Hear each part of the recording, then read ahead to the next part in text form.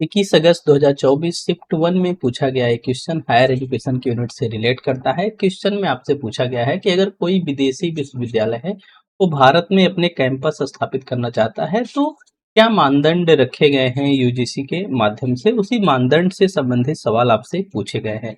अगर आप विदेशी विश्वविद्यालयों को भारत में अपने परिसर स्थापित करने के लिए जो स्टैंडर्ड निर्धारित किए हैं, यूजीसी ने इसको रेगुलेट किया। 2023 में एक अधिनियम आया जो कि भारत में विदेशी उच्चतर शिक्षा संस्थानों के परिसरों की स्थापना और संचालन से संबंधित विनियमन था, जो कि 2023 में आया। इसमें स्पष्टता ये चीज बतलाया गया कि कौन कौन से क्राइटेरियाज होने चाहिए तो जाके आप भारत में अपने कैंपस स्थापित कर सकते हैं।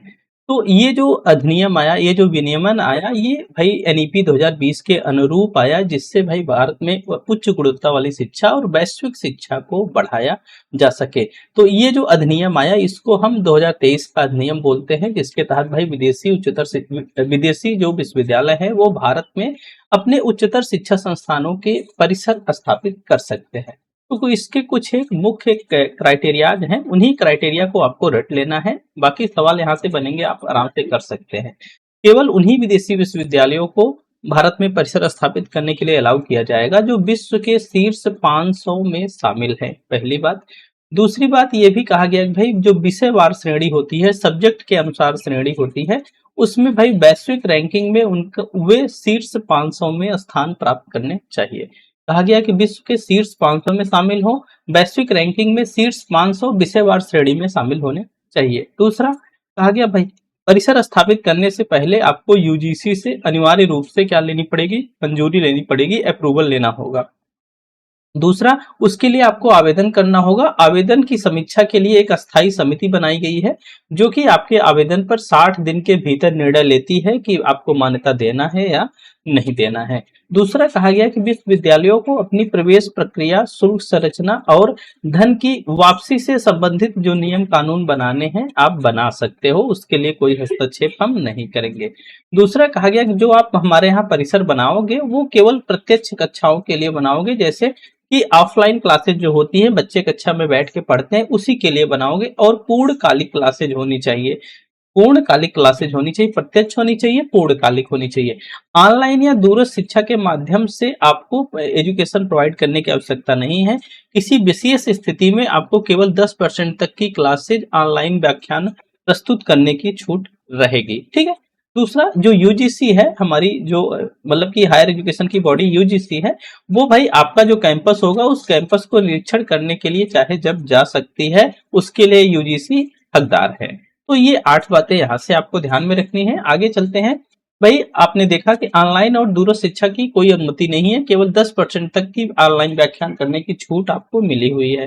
दूसरा, जो अंतरराष्ट्रीय संकाय होंगे कम से कम 1 सेमेस्टर भारत में कार्य करने के लिए प्रतिबद्ध होना चाहिए। जैसे कोई 4 सेमेस्टर का है, 8 सेमेस्टर का है, जो अंतरराष्ट्रीय संकाय हैं कम से कम 1 सेमेस्टर भारत में आपको कार्यान्वित करना है। दूसरी बात, विश्वविद्यालयों को अपने परिसर के लिए स्वामित्व वाली भूमि और संसाधनों का उपयोग करना है। भाई किराए की जमीन लेके आपको विश्वविद्यालय नहीं खोल सकते हैं भारत में। आपको मतलब कि जिस जमीन पर आप अपने विश्वविद्यालय के परिसर स्थापित करेंगे उसके लिए आपको खुद मालिकाना हक लेना होगा। दूसरा, भारत और विदेशों में अपने भर्ती मानदंडों के अनुसार संकाय और कर्मचारियों की भर्ती करने की स्वायत्तता होगी, ठीक है। जो विदेशी उच्चतर शिक्षण संस्थान होंगे उनके पास ये छूट होगी कि भाई आप अपने भर्ती के, जैसे जो भी रिक्रूट आप करोगे टीचर्स की या अन्य कर्मचारियों को रिक्रूट करोगे, उसके लिए आप मानदंड निर्धारित कर सकते हो। कोई कंपलसरी नहीं है कि आप भारत के ही रहने वाले नागरिक को एम्प्लॉय के रूप में रखोगे। आप अपनी सुविधा अनुसार, अपनी आवश्यकता अनुसार कर्मचारियों की भर्ती कर सकते हैं। दूसरा, भाई यूजीसी ने उन्हें वार्षिक शुल्क देने से छूट दी है। दूसरा, भारतीय छात्रों को योग्यता आधारित और आवश्यकता आधारित छात्रवृत्तियां देने के लिए भी आप प्रोत्साहित कर सकते हो। ये भी कर सकते हो कि कोई भारतीय अगर आपके परिसर में एडमिशन ले रहा है उसके लिए आप कुछ विशेष छूट भी दे सकते हो अपने अनुसार, कोई कंपलसरी नहीं है। हाँ, ये कहा गया कि भाई यूजीसी के बगैर अनुमति के आप कोई फ्रेंचाइजी, कोई अध्ययन केंद्र या प्रतिनिधि कार्यालय नहीं खोल सकते हैं जब तक यूजीसी आपको अलाउ ना करे। जैसे आपने एक परिसर स्थापित कर लिया, अब आप चाहें तो अपने परिसर से संबंधित कोई दूसरा परिसर या दूसरा कॉलेज अप्रूव्ड कर दे तो ऐसा नहीं हो सकता है, कोई अध्ययन केंद्र आप नहीं बना सकते हो। ठीक है। दूसरा, किसी विशेष क्षेत्र में आपके पास उत्कृष्टता हो, विशेषज्ञता हो।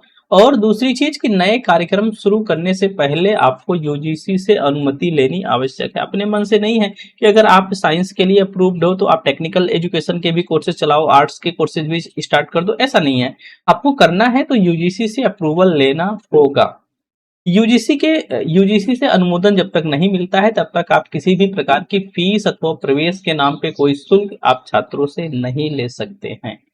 पाठ्यक्रम, शिक्षण और मूल्यांकन मूल देश के परिसर के समान ही होना चाहिए। यूजीसी ने ये बहुत बड़ा दिल लिखाया है और अच्छा भी किया है।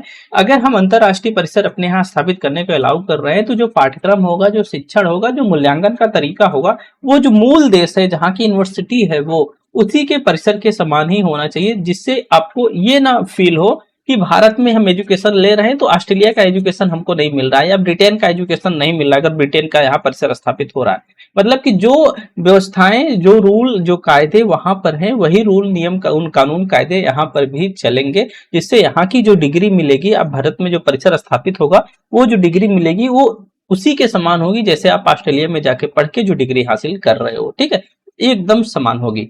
दूसरा, डिग्री मूल देश के परिसर के समान होगी।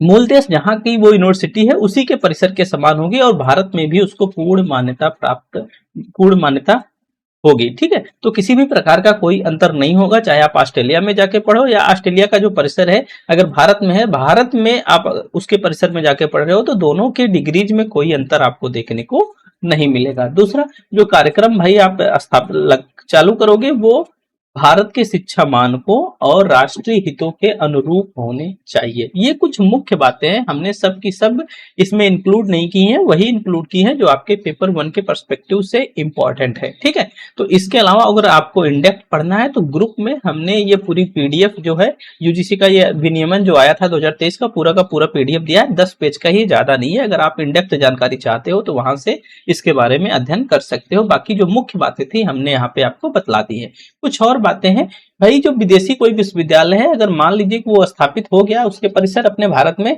अब भाई स्थापित हो गया, अगर गलत काम करेगा तो उसमें प्रतिबंध भी लगेंगे। तो प्रतिबंध से संबंधित कुछ चीजें हैं। कहा गया कि भाई कोई भी विदेशी संस्थान बगैर यूजीसी के मंजूरी के भारत में परिसर नहीं खोल सकता है, ना ही कोई कोर्स चला सकता है। ये तो अनुमोदन से पहले वाली बात हो गई। मान लो कि किसी को अप्रूवल यूजीसी के माध्यम से दे दिया गया, उसके बाद वो अब अनैतिक काम कर रहा है, गलत तरीके से काम कर रहा है, तो भाई उसको हम रद्द भी कर सकते हैं उसके अनुमोदन को, अथवा निलंबित भी कर सकते हैं। पहला तो भाई नियमों का अगर वो उल्लंघन कर रहा है, जो शैक्षणिक मानक है जो आपने बतलाए हैं, अगर उसके इतर आप काम कर रहे हो तो भी हम आपके अप्रूवल को रद्द कर सकते हैं। दूसरा, अगर भारत के हितों के विरुद्ध कोई गतिविधियां हो रही हैं, आप जैसे मान लो कि भाई अब चाइना का कोई कॉलेज भारत में विश्वविद्यालय भारत में परिसर में स्थापित होता है और वो भारत के विरुद्ध काम कर रहा है, राष्ट्रीय सुरक्षा या नैतिकता के विरुद्ध काम कर रहा है, तो वहां पर भी निलंबन हो सकता है। आवेदन में दी गई जानकारी गलत है या छुपाई गई हो, मिस इन्फॉर्मेशन दी गई हो तो भी ऐसा हो सकता है। अनुमति से अधिक कार्य करना, जैसे भाई आपको भारत में एक परिसर स्थापित करने का अनुमोदन मिला है, अप्रूवल मिला है, अब आप अपनी फ्रेंचाइजी बांटना शुरू कर दे रहे हो चुपके चुपके, तो ठीक है, तो इस तरह की गतिविधियां अगर मिलेंगी तो भी आपका निलंबन हो जाएगा। जो आपने वादे किए हैं भाई गुणवत्ता के लेके, बुनियादी ढांचों को लेके, ठीक है, अगर आप उस पर खरे नहीं उतरोगे तो भी आपका जो अप्रूवल है वो रद्द हो सकता है, निलंबित हो सकता है। यूजीसी के पास शक्तियां हैं कि उस संस्थान के खिलाफ कारण बताओ नोटिस जारी कर सकता है और उसके आधार पर कार्रवाई कर सकता है। तो ये कुछ मुख्य बातें थी जो कि भारत में विदेशी उच्चतर शिक्षा संस्थानों के परिसर की स्थापना और संचालन विनियमन 2023 से संबंधित थी। यहाँ से सवाल बने हैं प्रीवियस एग्जामिनेशन में, आगामी एग्जामिनेशन में भी बन सकते हैं। तो जो कुछ हमने मुख्य बातें बतलाई हैं इसको आप एक दो बार पढ़ लीजिएगा, आराम से सवाल हल हो जाएंगे। जैसे जो सवाल हमसे पूछा गया है पहले उस सवाल को देख लेते हैं। कहा गया कि विदेशी विश्वविद्यालयों को भारत में अपने परिसर स्थापित करने के लिए निम्नलिखित में से कौन से मानदंड स्थापित होने चाहिए। जो पहला विकल्प दिया गया है, विदेशी विश्वविद्यालयों को भारत के विदेशी विश्वविद्यालयों के भारत के विनिर्माण उद्योग में निवेश करना चाहिए। भारत इसको समझिएगा, ठीक है।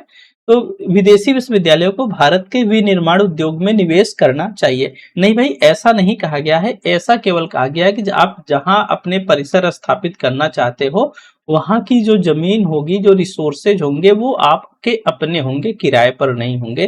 तो यहाँ पे भारत के विनिर्माण उद्योग में निवेश करने जैसी कोई कंपल्सन नहीं है। तो पहली बात तो यहाँ पे गलत है, हमने तो यही पढ़ा।